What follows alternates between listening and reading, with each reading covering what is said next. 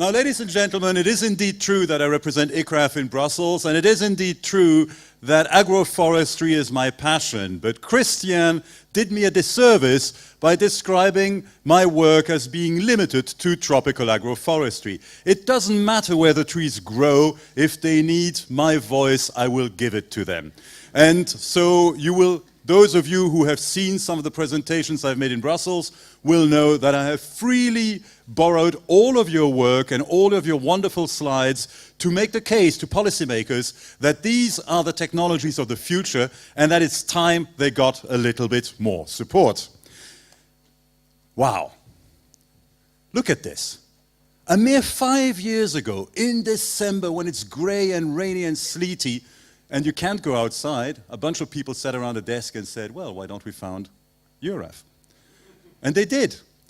And a mere 5 years later, here we are. And I think, Christian, I'm not mistaken if I say that you had about twice as many delegates as you expected, making some problems with the catering and the transport, but it all worked out. But it also says down there that we're celebrating 20 years of innovation in European agroforestry. So I was a bit puzzled, and in the end I solved this conundrum with my own family. Let me present to you on the left my daughter Emily, 20 years old, and, on the right my daughter Emily, 20 years old, and on the left my daughter Leontine, 5 years old. They get on extremely well despite the vast difference in age, and I suppose that European agroforestry must therefore be slightly similar. Now, EURAF is even larger than we've been led to expect. On the left is a chart that I have freely borrowed from Rosa's slides, which you will see later. But I've noticed that in this room, over the days, we've had delegates from North America, and we've had a big pool of delegates from the province of Henan in China. When I heard that this province, the little red dot on the map over there, had 107 million people living in it, I was flabbergasted. When I heard and I saw the pictures of these vast agroforestry systems that I have down there, I was heartened. And guess what? These are pictures I am going to carry on using.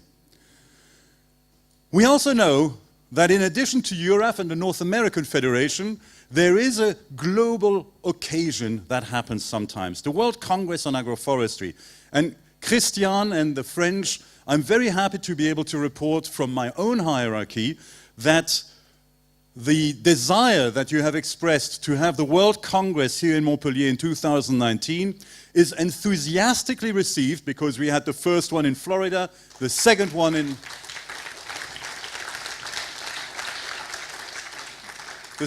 in Nairobi, and the third one in Delhi, and it's about time it came back to the old world. Now, agroforestry, why is it that we get out of bed in the morning? And there are many, many pictures out there, and this is one I took yesterday on our field trip. No prizes for guessing which side of this particular fence our heart is on.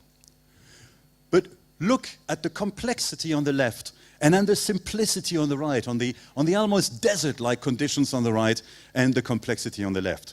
Now, anybody walking through that would notice it, but we are scientists, so we have to count things. And so Fabien Liagre counted woodlice in both of these systems. And on the left, Fabien, correct me if I'm wrong, you counted about 37,000 woodlice per square meters in that system. And that's just a proxy for all the other arthropods and microbial life and worms, etc., that you're going to be finding in there. But Fabien also counted on the other side of the fence. Any guesses? How many woodlice over there? More than 0 and more than 3. Any other guesses? I have 5. Any other guesses? Ah, that's too high already. There's only 8 that were counted per square meter.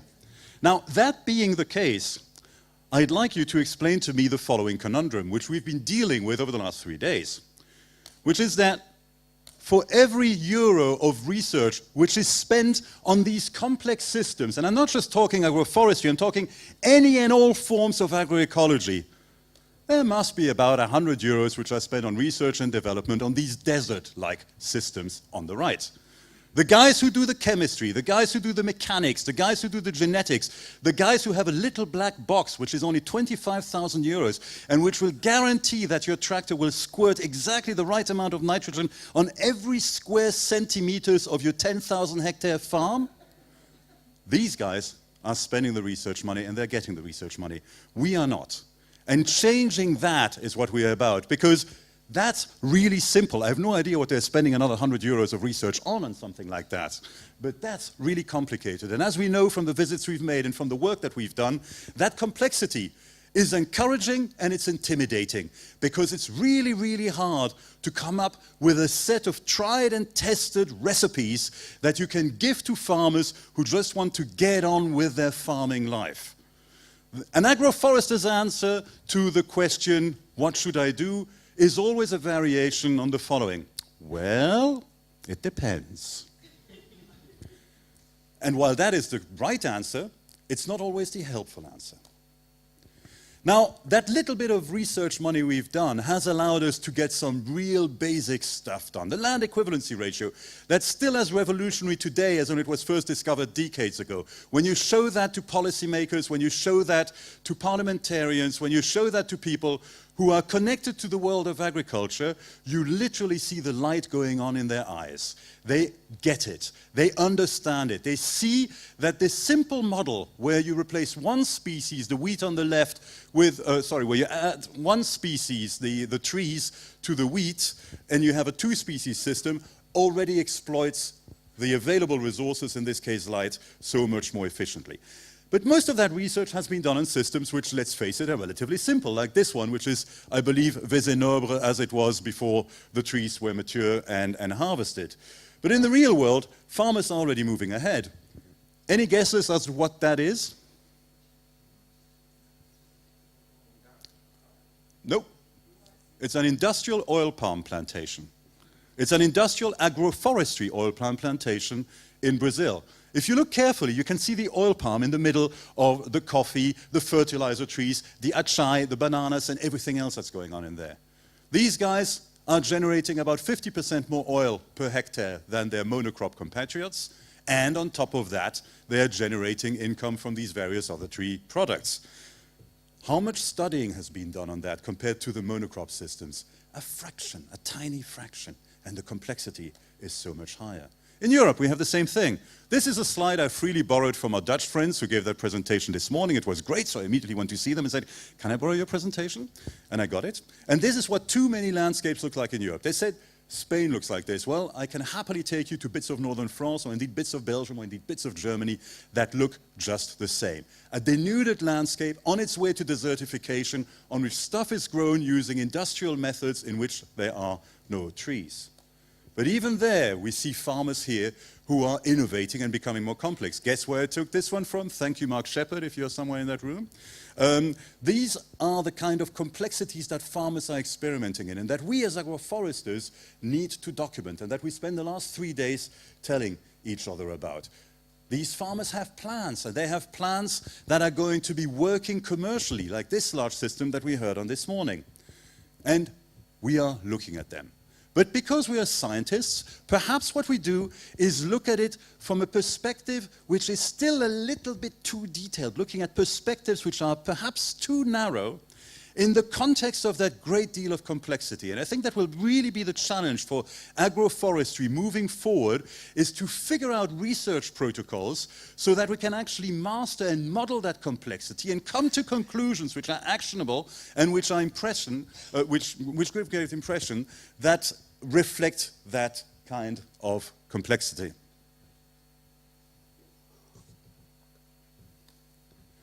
Some people get it.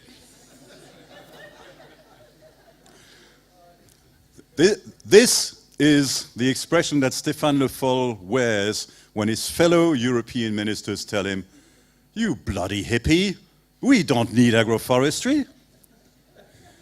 And the difficulty is that even though he is the representative of the biggest agricultural power in Europe, when these guys and girls meet, he's only one in a crowd. Another thing that we discussed here, and another thing that we have to take on board, is not just how to do the science better, but how to do the promotion better. How do we help our friend in there convince the other 27 that he's not a hippie, but that he's onto something which is really, really important? How do we help them change their understanding? We look at this, and we see a desert in the making. They see a productive field. Now, I was telling you that these guys, when they see this kind of landscape, look at a field, whereas we see an incipient desert. And when they look at this, they see a mess, whereas we see a high productivity farming system that has been nourishing people at high population densities for millennia. So how do we change their perception of what these things are? How do we change this? Why is it that the investment in conventional agriculture so dwarfs the investment in agroecology? And by the way, I hate that word, conventional agriculture. There is nothing conventional about it at all. It's something that was developed in the last 70 or 80 years and that has managed to colonize our minds so much that we even give it words that are worthy of tradition. Conventional, my foot. The obvious reason for that is that agrobusiness has great cash flow. If I convince you, as I easily can, to buy my seeds and the machines that go with it and the chemicals that go with it and the fertilizers that go with it, I've hooked you as if you were taking heroin. Because every year you have to come back to me and buy more stuff. I'm not independent. You've become my slave.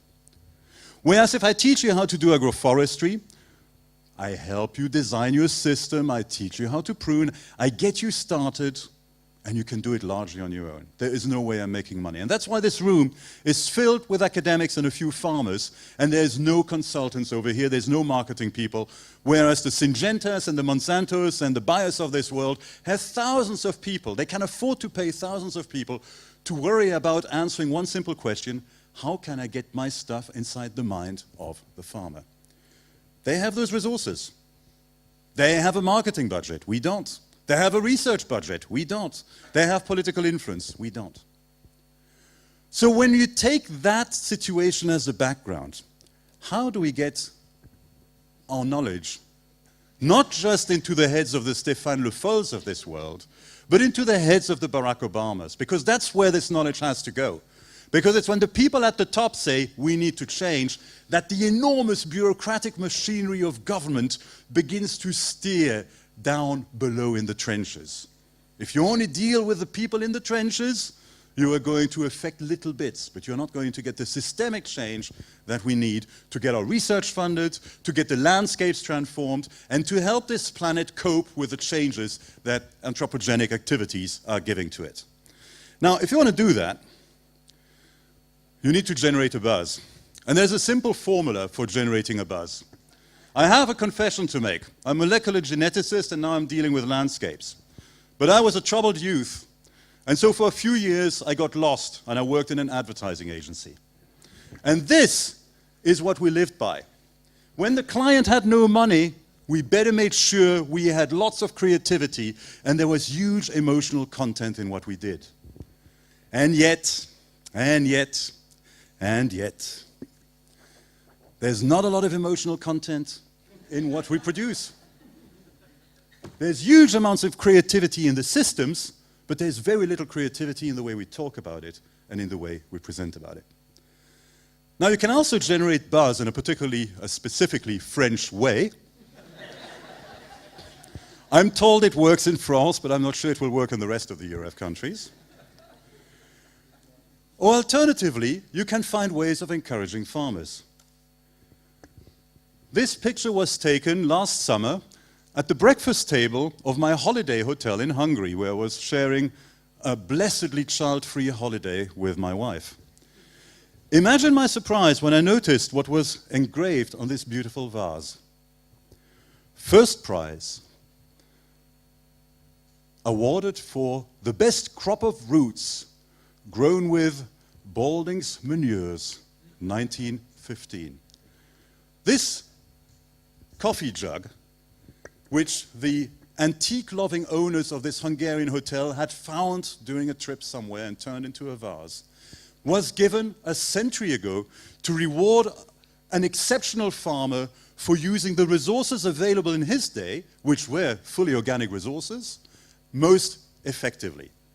Those reward mechanisms, they still operate today, although I'm sure you would agree with me that in terms of taste, we have lost quite a lot over the last century.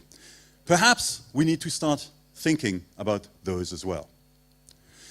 Now, we know that this is important, and from my perspective, because after being in the advertising agency, I got involved in geopolitics a little bit. I invite those of you who are interested to Google Patrick Worm's Georgia to find out what exactly I did in 2008 when the Russians invaded Georgia.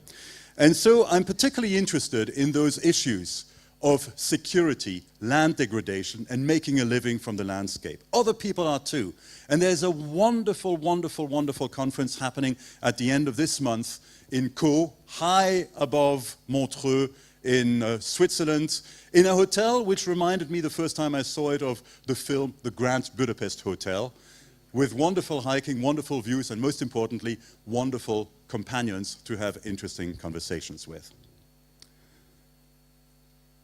But I'm here to close the Congress, not to advertise my family or my hobbies. And no Congress can be closed unless it looks to the future. And the future of Europe, of course, is 2018. Where will we go? We've had Brussels, we've had Cottbus, we've had Montpellier. I think there's going to be debates for years to come about whether the food was better in Montpellier or in Brussels. Is there a place out there that can beat it? Are any of you inspired to host the Congress in 2 years' time? I'm sure that Rosa, who will be speaking to you at the EURAF General Assembly this afternoon, later this afternoon, will be absolutely delighted to do that. Now, soon we are going to talk about the EURAF Awards. But I have another confession to make. It is my firm belief that no scientific congress is ever complete without a little spot of striptease. Allow me to get rid of my dad.